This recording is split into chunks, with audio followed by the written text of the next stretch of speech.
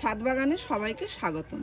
তো বন্ধুরা, আজকে আমরা দেখব যে অ্যাগ্লোনিমা গাছ কি ধরনের মাটিতে আমরা বসাতে পারি, কি ধরনের মাটিতে বসালে গাছের গ্রোথ ভালো হবে, গাছ ভালো গ্রো করবে আর নষ্ট হয়ে যাবে না। এখানে যে অ্যাগ্লোনিমাটা দেখছেন এটা অ্যাগ্লোনিমা ভ্যালেন্টাইন। তো আমরা যে মাটিটা তৈরি করব, আজকে মাটিটার যে মিশ্রণটা দিয়ে আমি গাছ বসাবো, দেখুন এখানে আমি যেভাবে মাটির মিশ্রণ তৈরি করে গাছ বসিয়েছি, তো আমার কাছে অনেকগুলোই গাছ হয়ে গেছে, একটি গাছ থেকে অনেকগুলোই গাছ হয়েছে। কারণ আমি যখন এর আগে ভিডিও করেছিলাম তখন আপনারা দেখেছেন যে আমার কাছে একটি গাছ আছে, আর তার থেকেই কাটিং নিয়ে নিয়ে আমি এত গাছ করেছি। দেখুন এখান থেকে এই যে কাটিং, এই যে একটা মেন গাছ ছিল, তো এই মেন গাছটা যখন আমি কেটে নিয়েছি তখন এই সাইড দিয়ে এই চারাটা বের হয়েছে। আবার এর থেকে যে একটা এসে এইদিকে হয়েছিল, তো এর ওপরের অংশটা কেটে নিয়েছি, তো পাশ থেকে আবার এরকম একটা হয়েছে। তো এই কাটিংগুলোকেই আমি যেরকম এই যে একটি কাটিং বসিয়ে তৈরি করেছি। তো কাটিং কিভাবে তৈরি করেছি, কিভাবে বসিয়েছি তারও ভিডিও ছাড়া আছে, চাইলে দেখে নিতে পারেন। এই একটি করেছি আর এই একটি বসিয়েছি, খুব বেশি দিন হয়নি, দেখুন মাঝখানেরও পাতা ছাড়িনি। তো কাটিংটা হয়ে গেছে সুন্দর, প্রায় 15-16 দিন মতন হয়েছে আমি কাটিং বসিয়েছি। তো কাটিংটা যে বেঁচে গেছে এটা বোঝাই যাচ্ছে, এখন শুধু গ্রো করবে, মানে নতুন নতুন পাতা ছাড়বে, তাহলেই এই কাটিংটা খুব মানে ভালো হয়ে যাবে, মানে টপটা ভর্তি হয়ে যাবে। অনেক পাতা ছাড়লেই দেখতে ভালো লাগে এই গাছগুলো, যেহেতু এই গাছগুলো পাতার গাছ, তাই যত পাতা বের হবে ততই কিন্তু ভালো লাগবে। তো এই গাছটা শীতকালে গ্রো করে না, তাই শীতকালে কোনো খাবার দিইনি, এরকমই রেখে দিয়েছিলাম।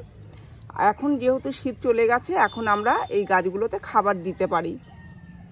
আর শীতকালে যে গ্রো করেনি তার জন্য যে কোনো গাছ নষ্ট হয়ে গেছে তা কিন্তু নয়, গাছ যেমন গাছ তেমনই রয়েছে। কারণ আমি এখন যে ভিডিও করছি, ফাল্গুন মাসে ভিডিওটি করছি,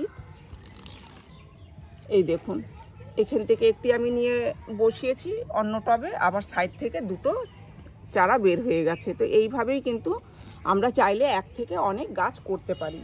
তো দেখুন আমি এখানে একটা টব নিয়েছি, এটা দেখে বুঝতেই পারছেন এটা অনেক পুরনো হয়ে গেছে, আর এই যে শিকড় বের হয়ে আসছে, তো তার মানে বোঝা যাচ্ছে যে শিকড় ভর্তি করে ফেলেছে।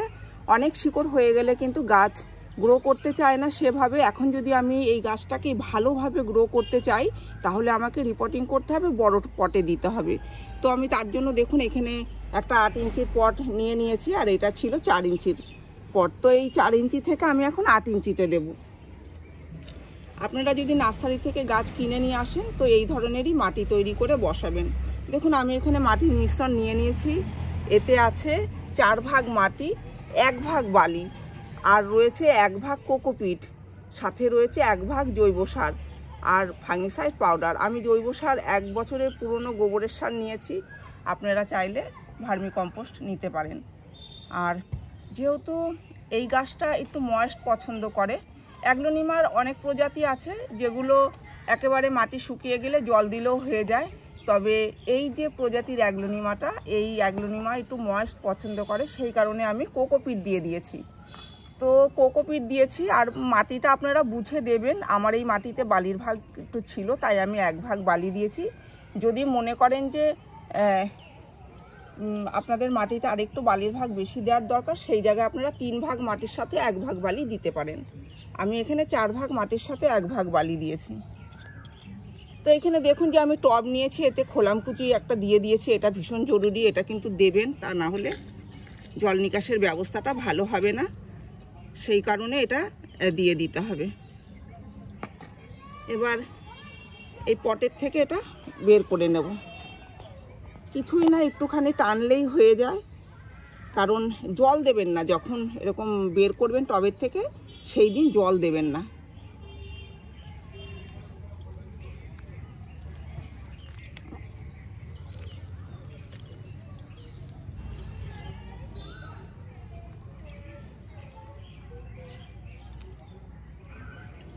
এই দেখুন এইখানে একটা কুশি দেখা যাচ্ছে, এই কুশিটা হয়ে যাবে, জানি না ক্যামেরায় আসছে কিনা, একটা কুশিও এখান থেকে বের হচ্ছে।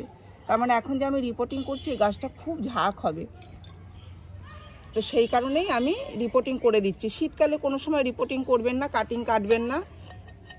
শীতের পর থেকে আপনারা কাটিং কেটে বসাতে পারবেন, রিপোর্টিং করতে পারবেন, কারণ শীতকালে গ্রো করে না, আমি আগেই বলেছি। তো সেই জন্য শীতকালে কোনো রকম এই গাছে কাটিং কাটবেন না।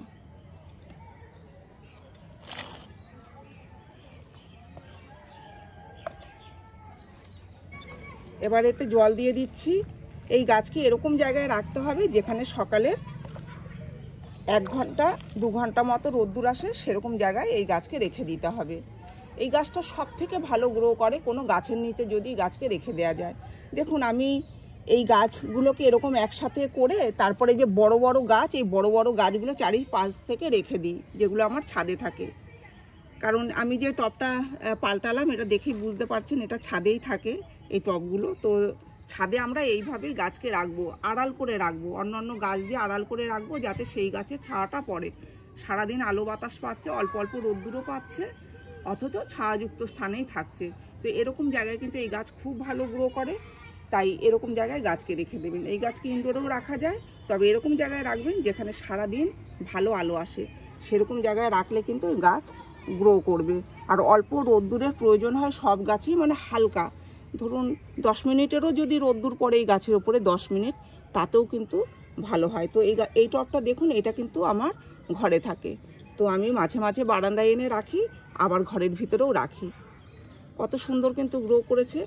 এই দেখুন এখন শীত যেহেতু শেষ হয়ে যাচ্ছে, এই যে গ্রো করা শুরু করছে, এই যে কচি পাতা, এই কচি পাতা বের হবে। শীতকালে কিন্তু এরকম কচি কচি পাতা আর বের হয় না, তাতেই বোঝা যায় যে গাছ গ্রো করে না। আর সেই অবস্থাতে খাবার দিলে গাছ তো খাবার খেতে পারে না, তাই ফাঙ্গাস লেগে নষ্ট হয়ে যাওয়ার ভয় থাকে। সেই কারণে শীতকালটা বাদ দিয়ে আপনারা খাবার দিতে পারেন, মাসে একবার করে খাবার দিতে পারেন, কিংবা 2 মাসে একবার দিতে পারেন।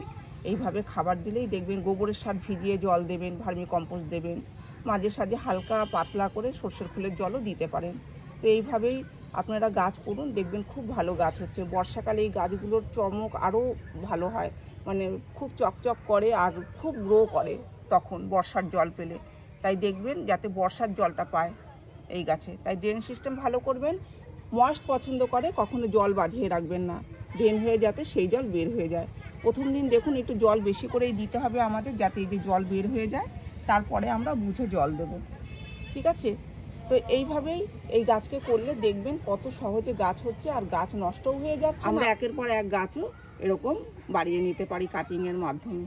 তো এই ছিল আজকের ভিডিওটি আমি এখানেই শেষ করছি। যদি ভিডিও ভালো লেগে থাকে তাহলে একটি লাইক করবেন, কমেন্ট করে জানাবেন, আর চ্যানেলটিকে সাবস্ক্রাইব করবেন।